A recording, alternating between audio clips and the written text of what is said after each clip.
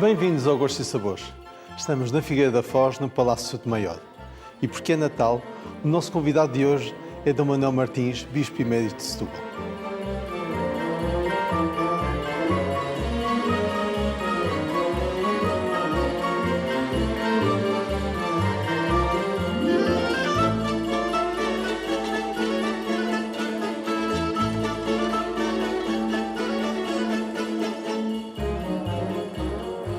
Dom Manuel Martins, muito obrigado por ter aceitado o convite para estar connosco no Gostos e Sabores.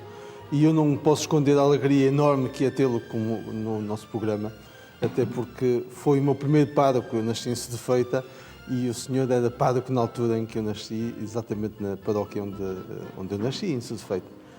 E toda a minha vida aprendi imenso consigo e por isso é uma das minhas grandes referências. Eu lembro-me que em 92 já era bispo de Setúbal e disse na sua mensagem de Natal uma coisa que achei lindíssima, que era: ser gente é ser ouvido, ser gente é ser respeitado, ser gente é poder partilhar, ser gente é ter razão para viver, para cantar, para sorrir, ser gente é ter pão, ser gente é ter trabalho, ter casa, ter escola, ter qualidade de vida, ser gente é ser feliz, e tudo isto eu tenho direito porque é Natal. E foi Jesus que ensinou tudo isto. Fui eu que disse isso. Foi o Sr. Bispo que disse isso e que escreveu isto. Então não digo só obrigado a vocês por ter vindo, mas digo obrigado a mim mesmo por ter dito isso. Porque realmente a mensagem de Natal está toda contida aí. E podemos dizer até que tudo aquilo que é mensagem no que diz respeito aos direitos humanos, sei lá, o que vem estabelecido na Constituição Portuguesa, relativamente a direitos, liberdades e garantias, ou então na Declaração Universal dos Direitos Humanos, está aí contido. Essa é a grande mensagem de Natal, porque realmente o Jesus que nasce vem vem começar uma humanidade nova e pedir aos homens que sejam capazes de viverem na fraternidade e na paz, não é? Dar-lhes todas as garantias, todas as condições para eles serem felizes, coisa que os homens têm recusado sempre, através dos tempos, segundo os testemunhos da história. E continuam a recusar no nosso tempo e nos nossos dias, e se calhar de forma às vezes mais feroz. Mas de qualquer maneira, deixe-me, dando a resposta um bocadinho à saudação que me fez, eu queria mostrar-me assim também admirado por me dizer que era de Sedefeita, parece que nunca me disse, pois não? Não, acho que já lhe disse em tempo. Está a ver.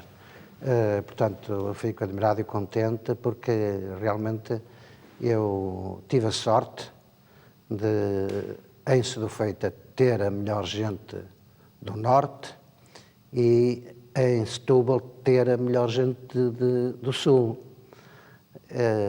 E eu muitas vezes quero dizer Setúbal e digo Sedefeita, e quero dizer Sedefeita e digo Setúbal. Portanto, foram estas duas terras que me fizeram, e eu fico igualmente contente quando eu encontro uma pessoa que me diz que é de Sedefeita, como fico contente quando eu encontro uma pessoa que me diz sou de Setúbal. O Sr. Dom Manuel é conhecido por ser um bispo que não se cala. Santo Tomás de Aquino dizia que os padres que se calam à verdade, que são como cães mudos, e exatamente o Sr. Dom Manuel dizia também que um bispo que não se cala representa exatamente isso, representa um clero que é surdo e mudo perante as questões sociais. Acha que hoje o clero tem feito o seu papel e tem feito as suas questões sociais? Que quando me disse que eu era considerado um bispo que falava, que denunciava, não sei o quê, que me ia dizer que era considerado e que era tido como o bispo vermelho. Isso também é o que chama, não é? As coisas têm relação uma com a outra. É que nós padres, nós a Igreja em geral, e a Igreja, digamos assim, oficial, de uma forma mais forte, nós temos o dever, de harmonia com a doutrina da Igreja, temos o dever de evangelizar não só através da liturgia e não só através destas instituições de serviço ou de organizações especiais, como agora iniciativas que se tomam para prestar assistência às pessoas, dar de comer a quem tem fome, dar de beber a quem tem sede, etc., como temos também a obrigação a chamada missão profética, que consiste na obrigação de denunciar todas as agressões que porventura se façam à dignidade da pessoa humana. E como é que nós sabemos que a dignidade da pessoa humana em geral, ou em grupo, ou uma classe, ou coisa parecida, está a ser agredida?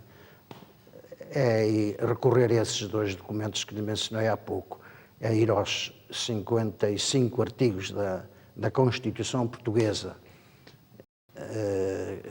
que compõem o capítulo dos direitos, liberdades e garantias, e a que eu costumo chamar o Evangelho traduzido em linguagem do nosso tempo, ou então ao outro documento que mencionei também, que é a Declaração Universal dos Direitos do Homem.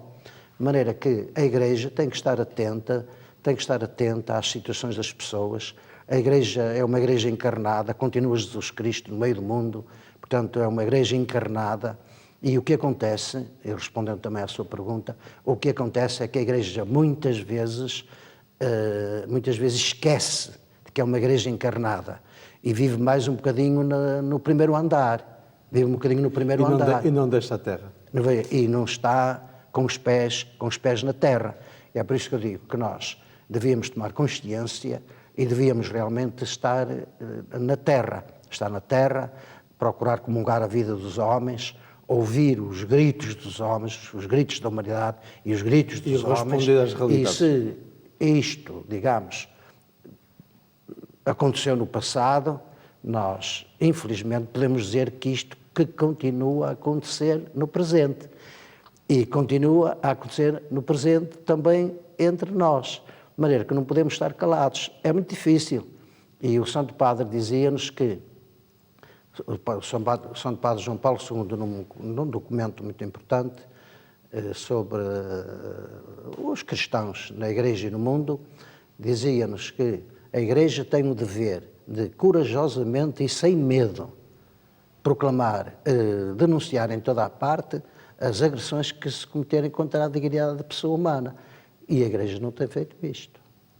E deixe-me só acrescentar, o Dom Manuel Clemente, não é, numa conferência que fez em Fátima, numa altura, vamos dizer que foi há 2 meses, numa altura que houve lá umas jornadas sobre catequese, catecismo, etc., o Dom Manuel Clemente falou nas 19 sombras da Igreja Portuguesa.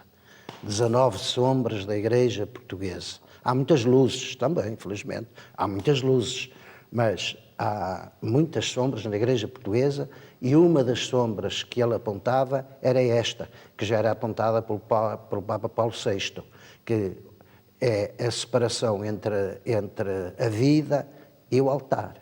A separação entre a vida e o altar, entre a fé e a cultura, entre o homem, digamos, e a Igreja, não é? Porque é muito mais fácil eu viver, digamos assim, para a liturgia, organizar cerimónias litúrgicas de pompa, bonitas, que consolem as pessoas, mas afastar-se do homem consolem as pessoas acabam uma missa, uma procissão, uma devoção qualquer, enfim, que o padre e, enfim, o seu grupo preparou muito bem, realizou ainda melhor, as pessoas saem consoladinhas, não é? Mas aquilo não evangelizou, porque a evangelização é uma provocação.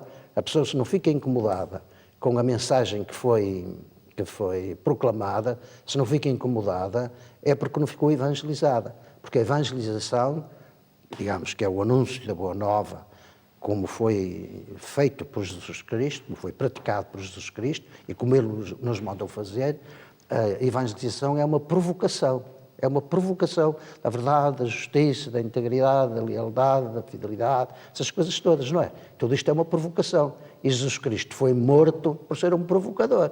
E nós agora vamos ter que passar à cozinha para fazer a nossa receita de hoje, uma receita simples económica para os tempos de E hoje. que não provoque as pessoas que têm fome. Não, que não de certeza provoque que não vai as pessoas têm provocar. fome.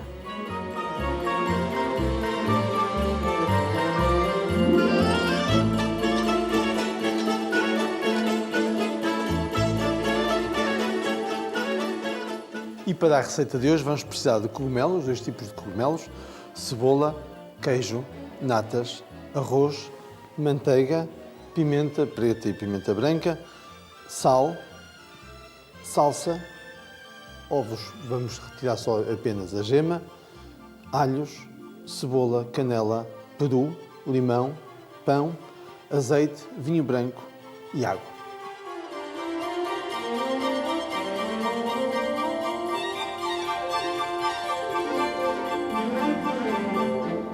Eu sei que o Dom Manuel não é grande apreciador de peru, mas das coisas que mais gosta é a lampreia. E disso sei que é propriamente guloso, não é? Eu disse uma vez, e as pessoas que o ouviram têm dito outra a muita gente, que só fiquei a saber o que era a gula quando comi lampreia. Porque muita gente julga que a gula que é a intemperança, quer dizer, que é comer demais. És um guloso, comes muito, comes demais e tal. E a gula não é isso. A gula é termos medo que o vizinho do lado nos coma tudo. Nos coma tudo. Ou então, se tirarmos a nossa parte e ainda cresce alguma coisa, ficamos com medo que ele não deixe nada para nós. A gula é isso. É esta avidez interior de comer tudo aquilo que os nossos olhos contemplam e que os outros não nos causem o desgosto de não termos esse gosto. Isso é que é gula. Hoje relativizou-se tudo que é pecado, não é? Hoje está tudo que é. Hoje os pecados há uma relatividade do pecado, não é? Hoje parece que. Bem, nós podemos dizer que. Bem, isso é uma. Hoje. Realmente estamos num tempo em que é tudo relativo. Tudo é relativo, entende? Vivemos um tempo de relativismos, até que no que diz respeito aos valores, portanto, à moralidade. Muita gente defende que a moralidade que depende da situação em que nos vivemos, portanto, a chamada moral de situação. Portanto, uma coisa agrada-me, eu faço e é boa porque me agrada. E ninguém tem nada com isso. Portanto, a moral de situação ou a moral, digamos, relativista ou a moral existencialista. Mas é evidente que há valores... Que há verdades absolutas. Que há valores assim absolutos cuja objetividade, cuja realidade e cuja importância nós não podemos negar. Agora, o que não podemos esquecer também é que um valor objetivo, um valor real, um valor absoluto, pode tornar-se relativo, tendo em conta as condições em que a pessoa se encontrava quando praticou esses atos, não é? Por exemplo, uma pessoa, às vezes um assassino, uma pessoa que mata outra pessoa, às vezes é considerada inocente, exatamente por causa das circunstâncias em que o fez, não é? Uma pessoa que lançou mão de qualquer coisa que não lhe pertencia, fez mal, fez uma coisa, enfim, legalmente má, mas pode, tendo em conta as circunstâncias em que o fez, pode não ser considerada culpada, portanto, ser isenta assim, de culpa. Não sei se estou a dar a lição bem dada. Não, está e bem claro, não é? Mas hoje uma das coisas que me incomoda muito como cristão, como católico, é a ideia de que, por exemplo, o Natal ser também relativo, ou seja, parece que não é que é Natal sempre aquela ideia de que é Natal sempre que um homem quiser, ou que foi uma ideia que passou do Ari dos Santos. E, portanto, que não é que o Natal que não faz sentido com Jesus, ou que o Natal que não é propriamente uma festa religiosa, mas sim uma festa que se tornou uma festa sem religião, não é? Assim, nesse mundo. Portanto, vamos dizer assim, que a generalidade da nossa gente ficou só com a festa, ficou só com a festa, ficou só com o fumo, ficou só com o fumo, ficou com a rama, não é? E esqueceu-se da raiz, esqueceu-se do tronco. E, portanto, continua a viver da rama, continua a viver do fumo, continua a viver das aparências, continua a viver do irreal, sem esquecer, esquecendo o tronco, a raiz. E a raiz e o tronco de toda esta festa, que foi realmente uma festa dos cristãos, uma das maiores festas, depois da Páscoa, esta festa começou a ser, quer uma festa real, quer uma festa que se vivia cristamente, quer uma festa de fraternidade, de família, quer uma festa de encontro, digamos assim, com Jesus Cristo, e do encontro com Jesus Cristo, do encontro com outras pessoas. Havia até muita gente que fazia as pazes nesta noite de Natal, etc. O que acontece é que foram relativizando o Natal, foram se esquecendo do tronco, foram ficando com a rama, e à medida então que... E deixassem encender com as luzes da árvore. Atordoadas com as luzes, não é? E esquecendo-se do tronco, esquecendo da realidade, esquecendo-se da verdade. E então quando este mundo, quanto mais este mundo se vai transformando no mundo consumista, não é? No mundo consumista, mais o Natal, qualquer festa se torna igual a uma experiência de consumismo, e o Natal, uma festa assim marcante, e que marcou uma civilização, que marcou a nossa civilização, mas esquecendo nós da fonte, da raiz, da causa, nós, neste mundo consumista, vamos fazendo do Natal uma festa de consumo, e mais consumo, e mais consumo. Dom Manuel disse uma vez que o sangue dos cristãos, que é a caridade. Isso nota-se que hoje em dia as pessoas às vezes esquecem-se ou transformam a caridade e esquecem que a caridade que é amor, e tornam a caridade em festas às vezes sem valor e sem sentido, ou então a caridade também às vezes transforma-se numa dádiva, numa entrega de material, mas sem ser uma entrega de amor efetiva, não é? Ou às vezes sem partilha.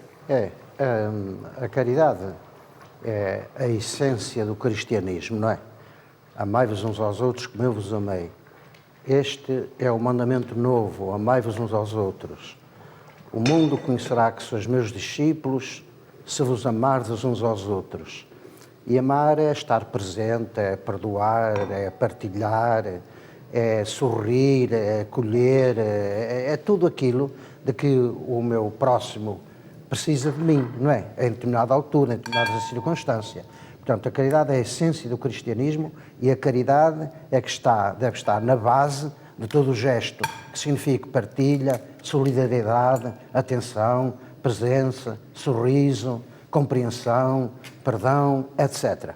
Agora, o que aconteceu é que neste mundo que se foi afastando cada vez mais de Jesus Cristo, não é? Do tronco, da raiz, da razão, digamos assim, fundamental destas festas de Natal, o que aconteceu é que começaram a considerar, portanto, afastando-se de Jesus Cristo, afastando-se de Deus, começaram a desconsiderar a caridade. Começaram a desconsiderar a caridade e a substituir a caridade por solidariedade, de tal forma que a solidariedade é que se tornou num grande valor, e a caridade é um gestinho de compaixão, é uma esmolinha que se dá, enfim, a uma pessoa que tem fome, e não é compromisso, não é? E é muito frequente, até às vezes nas nossas hostes, é muito frequente as pessoas falarem, já não tão quase desprezível, de caridadezinha, não é? Caridadezinha. Quando ao fim e ao cabo, o verdadeiro gesto de solidariedade só o é na medida em que for fruto da caridade, porque é a caridade que nos une, a caridade que nos fraterniza. Nós vamos agora deixar aqui acabar de cozer o arroz e voltamos já para o empratamento.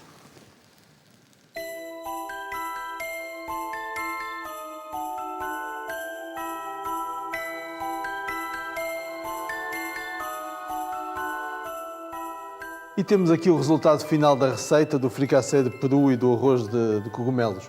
Eu já levei nas orelhas porque o Dom Manuel disse que eu não expliquei bem a receita, mas espero que bem que fiquem, pelo menos com as imagens da receita.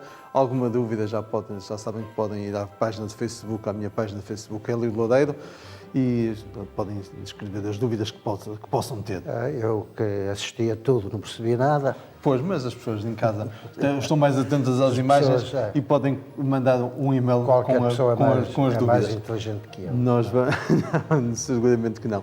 Mas vamos então agora para a nossa mensagem de Natal e para o brinde final numa sala aqui ao lado no Palácio de Souto Maior.